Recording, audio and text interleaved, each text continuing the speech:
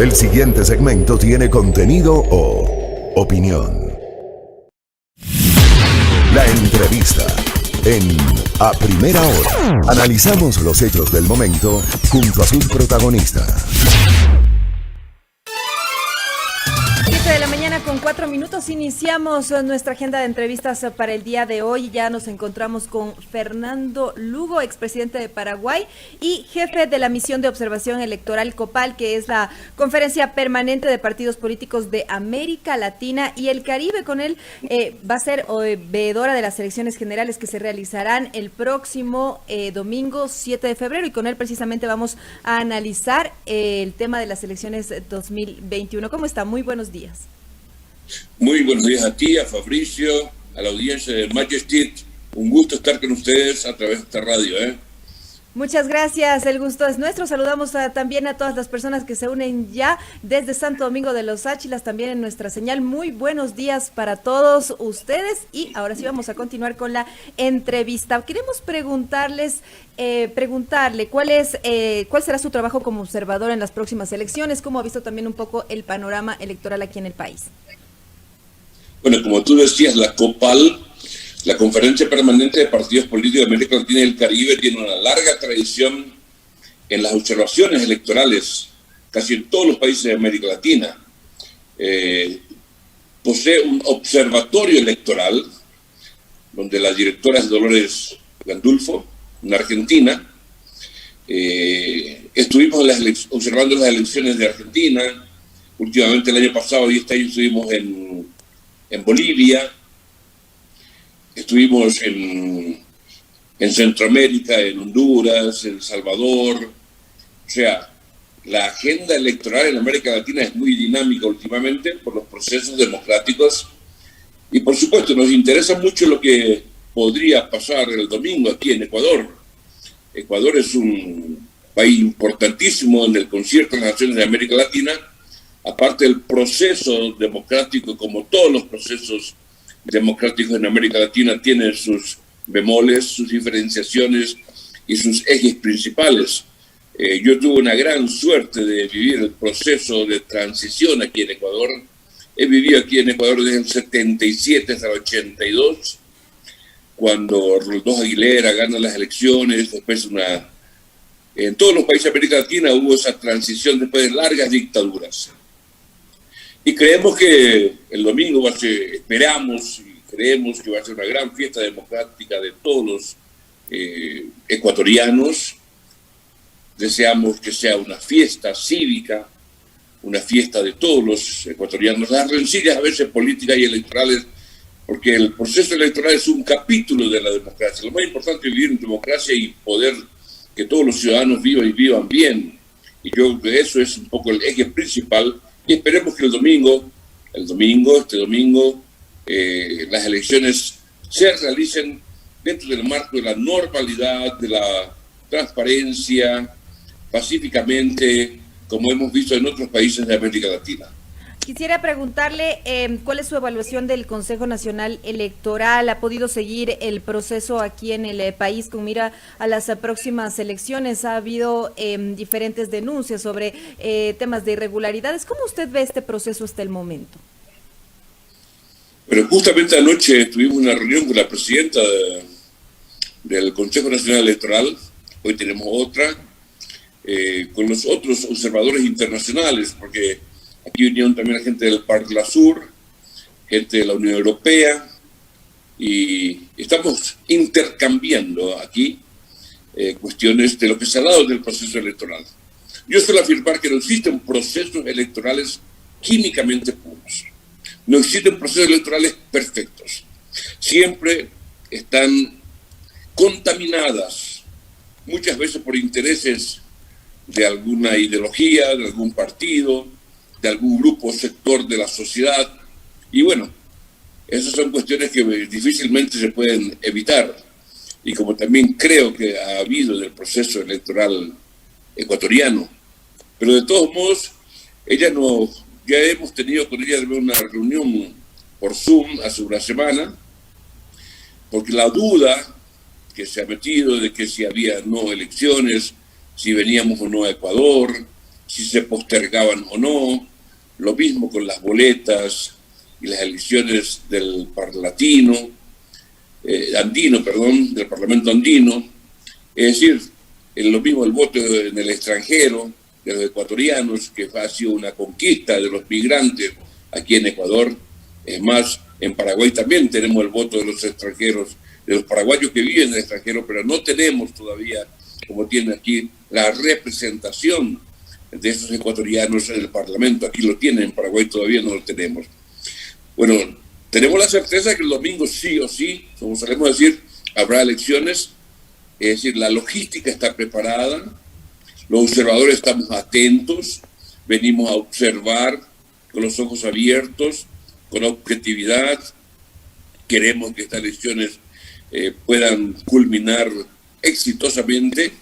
Queremos que las elecciones tengan el signo de la transparencia, la credibilidad, que le va a dar también la legitimidad a las autoridades electas, y ojalá sea un alto índice de participación, como se ha dado en otros países, especialmente la última que hemos estado en Bolivia, cerca del 80% de participación de las elecciones, y eso le da una legitimidad terrible a los candidatos electos en esas elecciones.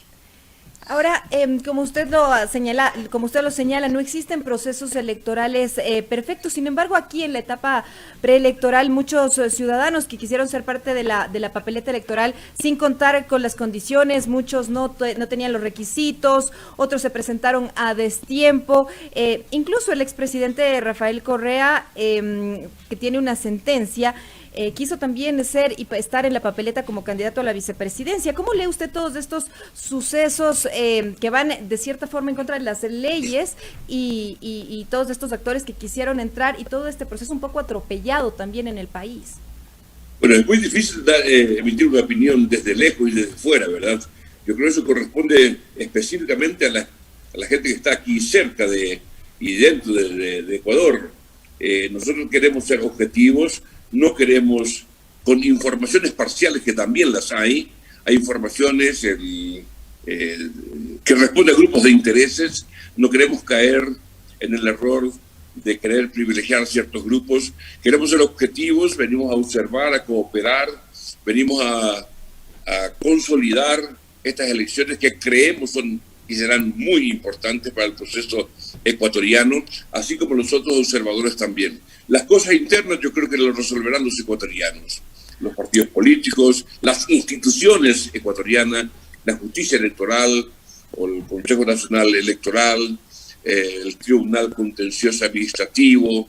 Es decir, muchas cosas están en manos de la justicia, no están en manos precisamente, yo creo que nos ayudó muchísimo a nosotros el poder tener una relación interinstitucional que se pueda consolidar y tener la palabra creíble con la ciudadanía de estas instituciones. Estas instituciones tienen que ser fuertes. Instituciones débiles no ayudan a consolidar democracias aquí en nuestro continente.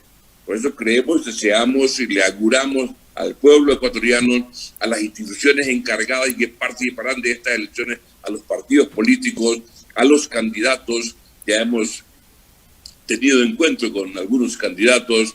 El sábado, Dios mediante, hemos solicitado también tener una entrevista con el candidato Lasso.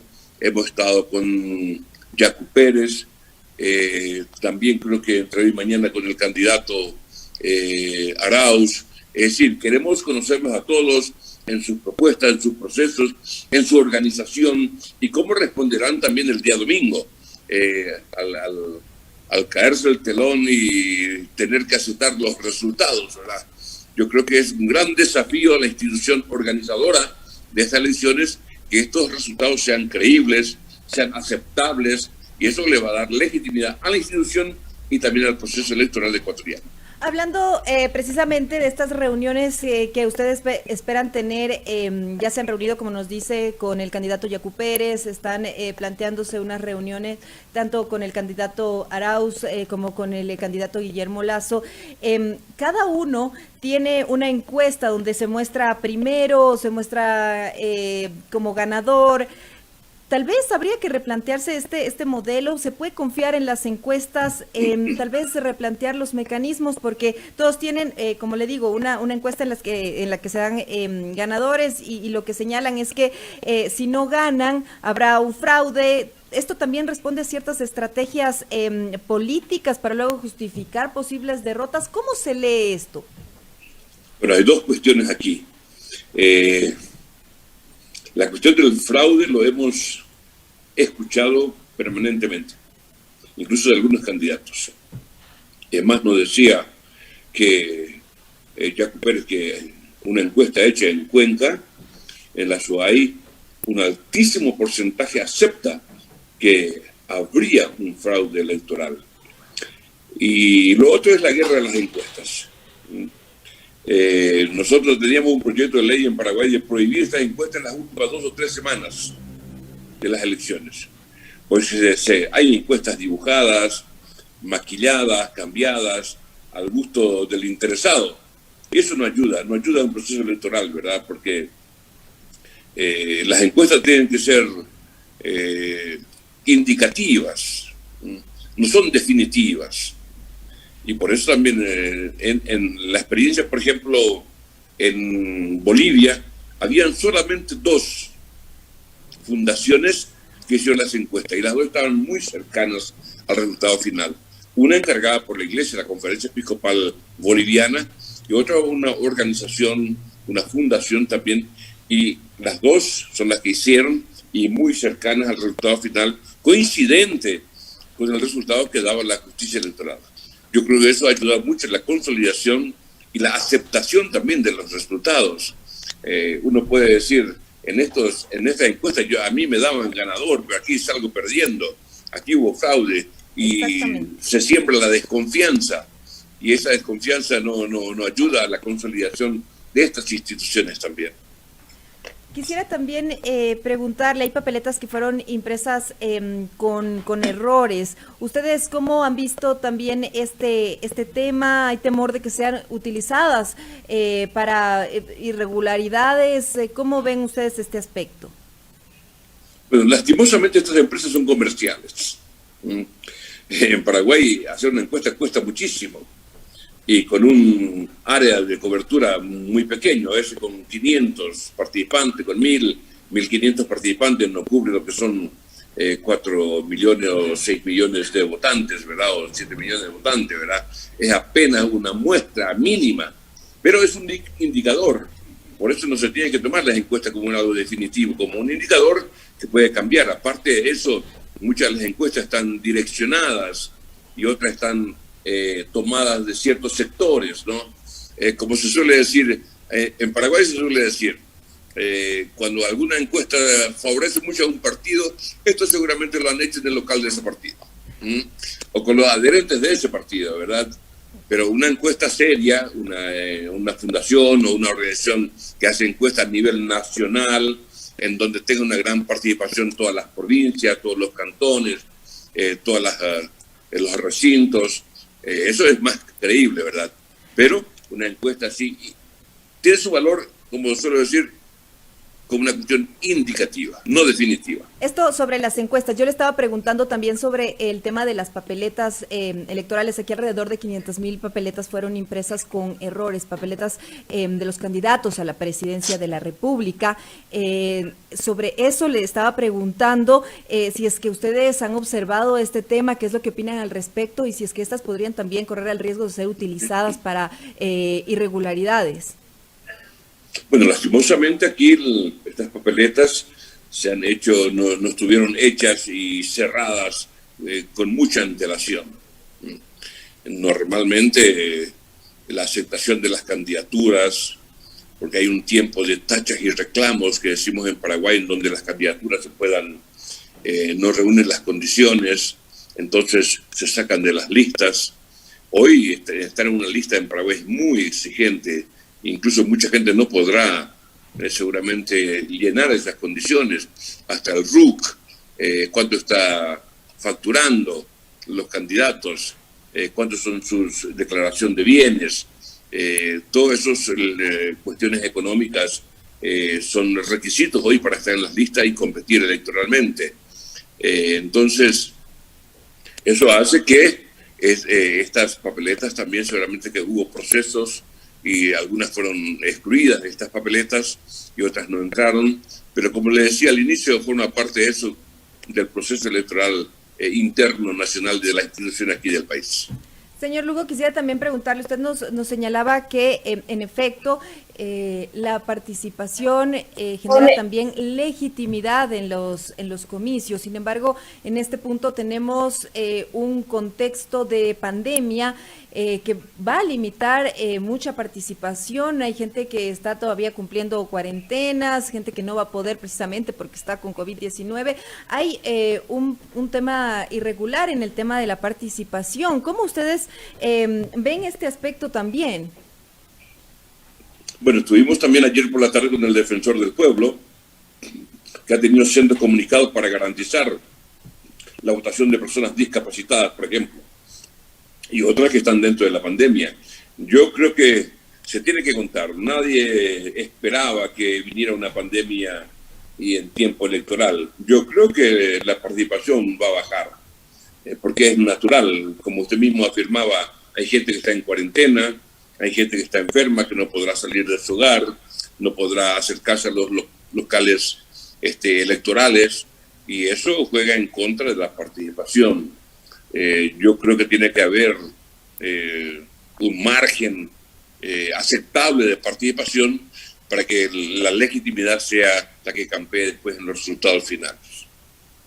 Quisiera también preguntarle, usted tiene una posición socialista, tiene una postura abiertamente socialista, ha sido también como manejó el gobierno de Paraguay en su época. ¿Esto de cierta manera podría considerarse o podría dar cierta parcialización a la objetividad que ustedes realizarán como en este proceso de observación electoral? No, nosotros venimos por la COPAL. La COPAL es una organización muy plural. Aquí hay de extrema derecha, de centro, de izquierda, socialistas y neoliberales. Y yo creo que es una gran experiencia el formar parte de COPAL, porque se da la construcción del consenso y convivir con gente que no piensan de la misma manera. Yo creo que eso es el gran desafío hoy para América Latina. Hoy un partido solo no puede gobernar un país. Se tiene que hacerlo de manera plural con otras fuerzas políticas. Y yo creo que ese es el gran desafío y el gran ejercicio que tenemos que hacer los partidos políticos. Paraguay tiene un partido centenario, un partido hegemónico que dominó más de 60 años, y nosotros hemos roto eso en el 2008 y tuvimos que también pedir la colaboración de otros partidos para poder garantizar la gobernabilidad. Y yo creo que hoy también, gane quien gane, yo creo que tendrá que pedir la cooperación, el cogobierno, la participación de otras fuerzas políticas en beneficio de la gran mayoría o de todo el pueblo ecuatoriano.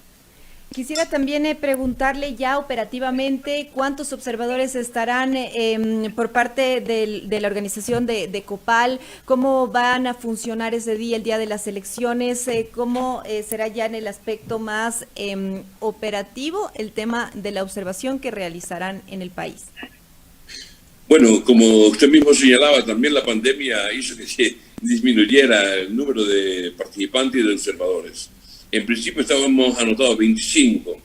Creo que entre 15 y 18 estaremos presentes. Ayer llegamos los de Paraguay, los de Argentina, un poco de Uruguay. Mañana creo que llegan los de México, de Panamá y otros países. De 9 u 11 países estaremos juntos aquí. Y el día tenemos suerte, digo yo, porque estamos acá en el Suite Hotel y casi todas las instituciones también tienen aquí su sede.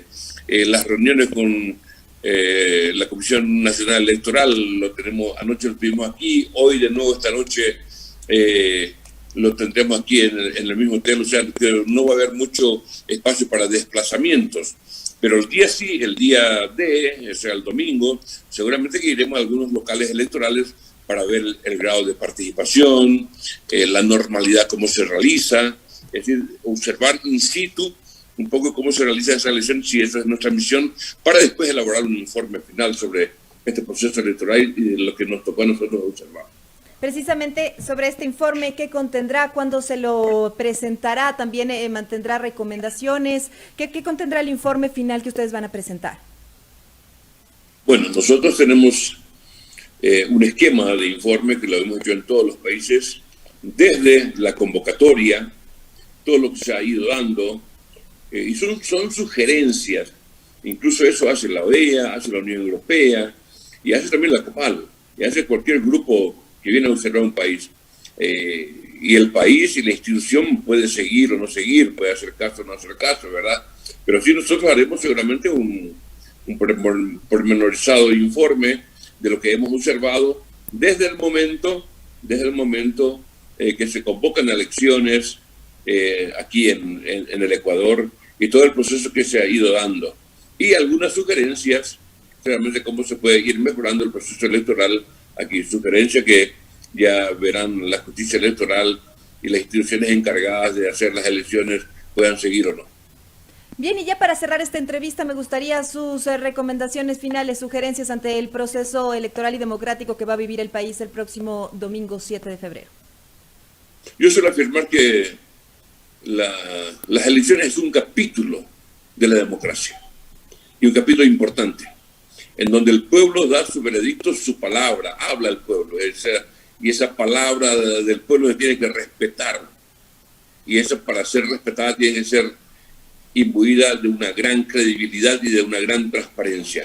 Esperemos que el día domingo estos elementos en los sistemas electorales, la transparencia, la participación, la credibilidad, la legitimidad de los resultados sean ingredientes importantes para el bien del pueblo ecuatoriano. Muchas gracias por su tiempo y por esta entrevista. Muchas gracias a ustedes. Una feliz jornada. Muchas gracias. Estábamos dialogando con Fernando Lugo, expresidente de Paraguay y jefe de la misión de observación electoral COPAL, que es la Conferencia Permanente de Partidos Políticos de América Latina y el Caribe, hablando precisamente pues de cómo funcionará su trabajo, porque van a realizar y ser observadores, veedores en las elecciones previstas para este domingo 7 de febrero. Nos ha explicado cómo avanzan los procesos de observación, cómo evalúa también todo este proceso electoral hasta el momento. Se ha reunido ya con el candidato Yacu Pérez, espera hacerlo también con el candidato Guillermo Lasso de la Alianza Creo Partido Social Cristiano y también con el candidato de UNES Andrés Arauz y pues nos ha explicado cómo se llevará a cabo todo este proceso electoral. 7 de la mañana con 26 minutos en la primera hora.